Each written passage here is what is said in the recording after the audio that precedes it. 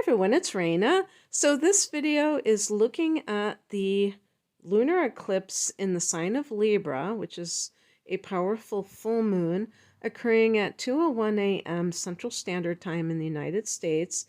I believe that just about everyone will experience this on March 25th, and this is known as the full worm moon. And I don't know if I'm pronouncing this correctly, the Paschal full moon, which is connected to, I believe, the first full moon. It's right after the equinox. And so it's connected to Easter, if I'm not mistaken. But I'm not going to get into that because that's not really the point of this video. But yes, it's called that because it's the first full moon after the spring equinox. And so the other names besides the worm moon, which by the way has to do with the different worms coming out of the barks of trees that have been frozen during the winter, and now that things have thawed, worms are coming out. Other names are the sugar moon, and this is because the sap from maple trees starts to flow. And actually, I just heard recently that they were trying to figure out what to do because the sap was coming out prematurely. I live near Chicago, and we had a very warm, an uncharacteristically warm February. And even into March, it has been quite warm overall. And so I'm imagining, since a lot of the maple syrup comes from Canada and some of the states that are bordering Canada, like Vermont, that perhaps they had also unseasonably warm winter months, and that sped things up. So anyway, they also mentioned the Pueblo Indians talking about the wind strong moon. I know Chicago's a windy city and we've had a lot of wind.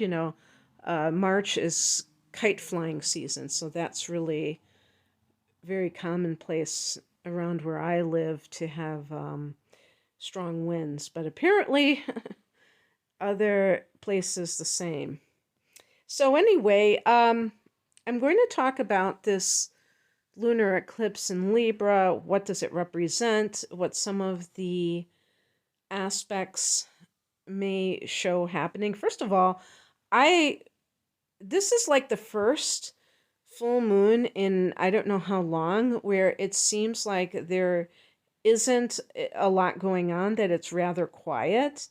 And this is like a lunar eclipse, so you would think it would be very hectic. And that's not to say that it's just going to be totally mellow, because just by virtue of the fact that it's a lunar eclipse, you can expect that there's going to be a lot that goes on. It's a very powerful type of full moon.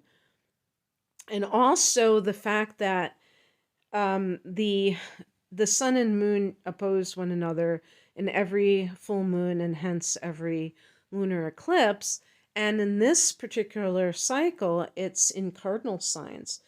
Aries and Libra are cardinal signs, which the cardinal signs represent the four seasons and really represent change. So on that front, there could be a lot that happens. And remember too that the eclipse is not necessarily tied to the date of the 25th. It might be in your life. You might already be feeling it. I'm recording this on the 12th of March. I'm recording this actually 13 days, almost 2 weeks ahead of the official date. And maybe some of these themes are emerging for you. And even in April, when we're going to have the solar eclipse in Aries, actually a total solar eclipse, that may be something that is felt in March. And also, you might have that this eclipse felt in April. So this is why we call it eclipse season, or that's why I like that term, because it keeps it more open-ended.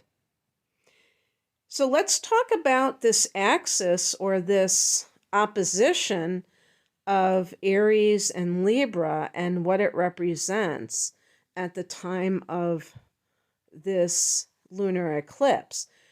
It's going to be at 5 degrees. And by the way, in numerology, 5 is connected to Mercury. And it really stands for change. So this enhances that, because, of course, eclipses do as well by themselves. And so Aries, in astrology, Aries represents the first house of the self, and Libra represents the 7th house of the other, or two people forming a partnership. Typically, we call this the marriage house, but it can be any one-on-one relationship that you have with another person. So it can be you and a client, you and a business partner, you and a close friend. The moon is our emotional nature. It's what makes us feel secure.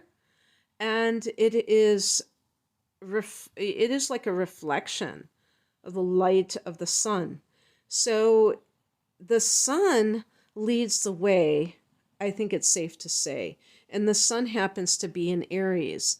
So it really does emphasize our independence. But it's almost like the shadow of what is happening in our lives, with Libra there, that comes to be revealed, that comes to be acknowledged and seen, and you could even say purified. You know, some people do purification rituals, like fasting at the time of full moons. And this kind of like dark to light vibe is how I feel about full moons. But remember, this is a lunar eclipse. So to me, it's kind of like, I always think of the Tower card in the Tarot, where it's like something has to give. It's like the pressure cooker, trying to keep a lid on something, and then it explodes, or it goes off. And there's a liberation that can occur. But it doesn't mean that it's not messy. If you've ever had an experience of a pot on the stove that boils over, yes, the steam escapes and it settles down, but you have a mess to clean up. And so for some people, relationship issues can really start to boil over, and the person who is maybe in a relationship that is not working out may realize this at this time, and they may realize that they need to choose themselves. Perhaps they were looking for safety in that relationship, and all it did was cause them to give away their power, to maybe become codependent. So if your happiness is tied to making another person happy, for instance, or to keep their life in order at your expense, then this may be the time when you finally get the memo that that is just simply not going to work. Another thing that I feel could happen with some people is that they can't deny their feelings for another person when they have tried so long to kind of stay above the fray, stay away from entanglements, romantic entanglements. You may find that you blurt out to somebody that you love them. And you do so because maybe you fear that they're going away, because they finally have gotten fed up with your reluctance to commit. And they don't realize that you're madly in love with them because you were able to keep that at bay. And I'm saying you, it might not actually be you. Maybe you're the one who suspects that another person has fallen for you, but they refuse to give you that satisfaction. I don't know how else to put it. And this could be the time, or you might not have even realized how deeply they felt about you. And this will come out. I won't say it's going to be true for every situation because some people may find that they can't stay in a particular situation. It's just not going to work. Um, the problem that exists in relationships, in my opinion, the biggest problem is the misconception that if you are in a relationship, that automatically means that you lose yourself. If that has been true for someone, then they are probably in a relationship that is not healthy, because in a relationship that's healthy, obviously you have to give some consideration to the other person. You can't just do what you want to do when you want to do it, because that's just selfishness. But by the same token, it doesn't mean that you have to completely join forces with another person and become like a two-headed monster, and you can never do things on your own, you can never socialize on your own, keep your own set of friends without always having to socialize as a couple. That's like the Libra kind of mentality of like, oh yeah, we are a couple, and so we do everything together. But I don't want to slam Libra individuals, because actually Libra as an air sign does tend to be quite detached overall and not the jealous type. Well, there are going to be exceptions if you have Venus and or Mars in Leo. I mean, not Leo, but Scorpio. That could certainly change things a lot. But in general, Libra people, they don't have a problem giving their partner space. If they trust that person, they're going to just be like chill about having um, you know individual activities and things like that. Um, but if that person feels that the relationship is on shaky ground, they might be more clingy and more likely to kind of monitor the relationship by expecting to do everything together. So it all depends on the two people involved and the status of the relationship. Another thing that Libra represents is justice, so in the tarot, the justice card is connected to Libra, and we can think about legal judgments and fairness as a general theme, but actual literal legal judgments that are going on that affect the collective. Okay. And speaking as somebody who comes from the United States, I can tell you that in the news, there have been a lot of uh, recent headlines that have to do with legal decisions that have been made and that will be made. And I am recording this on March 12th, and there are some major decisions that are coming down the pike. And again, like I said, this does not have to be centered on March 25th. So we may see some of those before then that are very important, and regardless of how various members of the public perceive those decisions, because there will be that bifurcation, there will be that split between some people thinking that a particular decision is fair and then others thinking that it's unfair. But it's like justice will be served.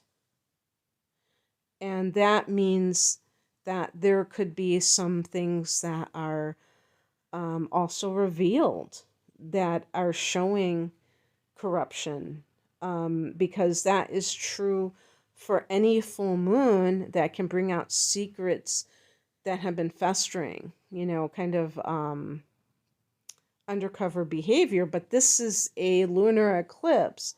So, like I said, it can be like that tower moment where everything kind of topples over, and that becomes very dramatic. And of course, that's another thing about full moons, is that it can be high drama. And because this is a lunar eclipse, there you go.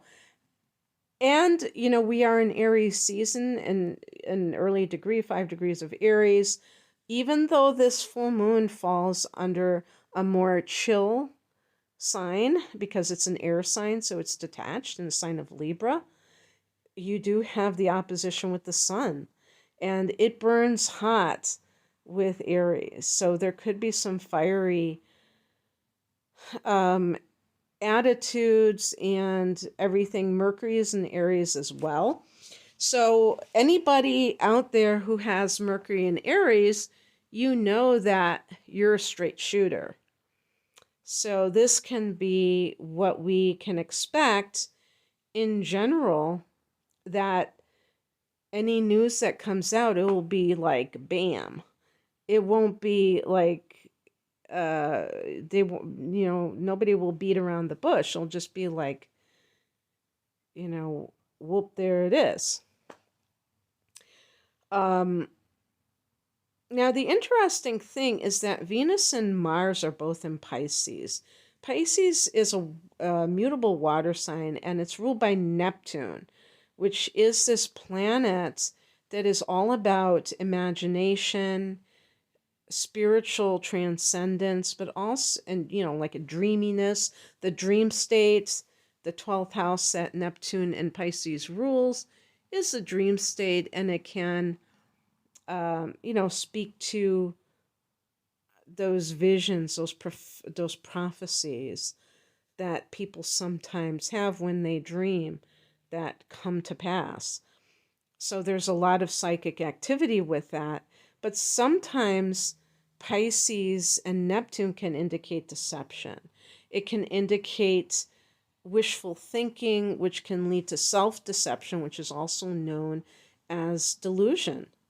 So it's very important for people who are, for instance, if having some kind of romantic dalliance, or maybe you are professing your love to someone, that you are really seeing things, feeling things in a clear-headed way, that you're not just getting carried away, because this is incredibly romantic, and there's such a fanciful quality. The sun is in conjunction with Neptune, and the interesting thing about that is it's almost feeling like it's Pisces season still, even though we are early into the Aries season. You might still feel those remnants of the energy of Pisces, and because it's a lunar eclipse, it gives it that extra oomph in terms of dreaminess, but the moon is opposing Neptune. So it is possible that some people will, because maybe there will be revelations that come out in relationships, that some people will feel disillusioned about their relationship. They will feel that it wasn't what they thought it was. And that's kind of that Neptunian thing of the mirage. Neptune is sometimes characterized as being very foggy. And when the fog clears, you can see things so much differently. And then you're like, why did I, perceive things so differently? Well, because I was, the truth was obscured.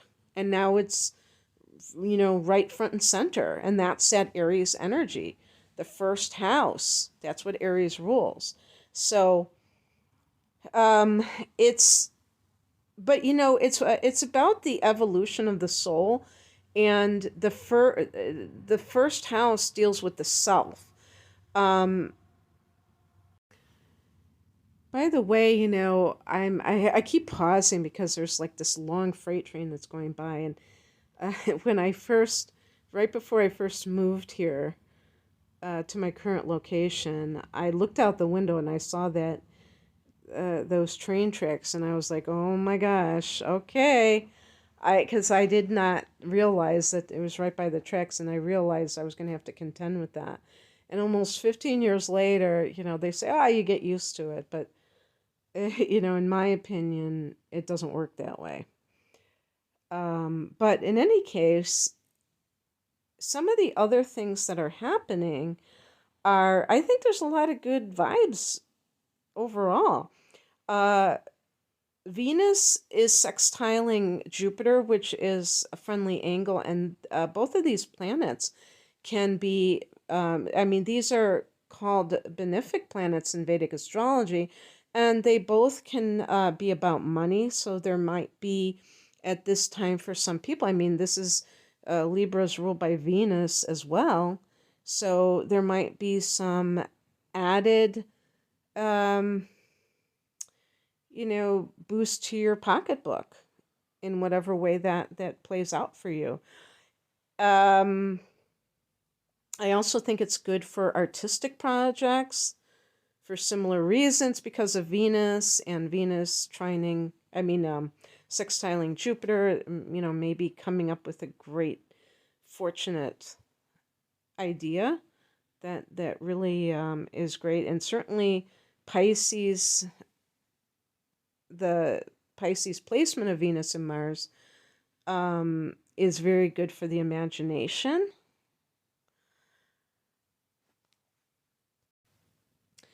Two challenging angles to Mercury that may come into play, especially with relationships, is Mercury squaring off to Pluto, because that can indicate obsessive thinking. So for instance, let's say that two people have dealt with infidelity within a relationship. I'm not talking about like necessarily right at this point, but maybe in the past. And something comes out during this time because it's such a heightened emotional time. And, the person who got cheated on throws that infidelity into the face of the person that cheated, even though that person apologized for it. And that's an example of somebody who can't get over something because they keep ruminating about it. And I could see with the Pluto contact like that could be what is going on, where the person they're like fixated on this past situation that was painful for them within the context of that relationship.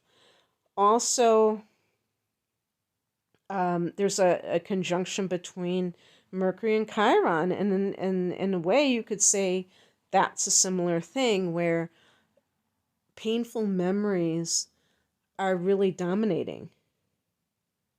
And when that happens, it's really hard to move on. It's hard to be in the present moment. But I feel like for some people, this may be a great time to cement a relationship. Venus is in conjunction with Saturn, And this can mean taking love seriously, taking commitment seriously, looking at the long haul. So I wouldn't be surprised if there are some proposals. The sun is sextiling Pluto and the moon is trining Pluto. So this is really great for personal power, because when you have hard angles between those two planets to Pluto, a person can feel blocked emotionally. Maybe their interaction with somebody else is, there's like power struggles, but this is really, even within yourself, that sense of maybe knowing who you are and being harmonious emotionally uh, at the highest level, so that you're able to make the most of this highly charged time. Because when people are kind of vulnerable during this time, every little thing can set them off and make them feel insecure, and that can lead to its own set of problems. So when I was looking at what was here, I didn't see like a lot, and I've been seeing so much in previous months that can point to a lot of challenging issues. But like I said, this is a lunar eclipse, so that doesn't mean that everything is going to be all quiet on the Western Front or anything like that. So anyway, that's my take on the lunar eclipse in Libra. I hope that you enjoyed this. If you'd like a personal reading with me, please click on the link below to find out more details. Have a great time. Take care. Bye.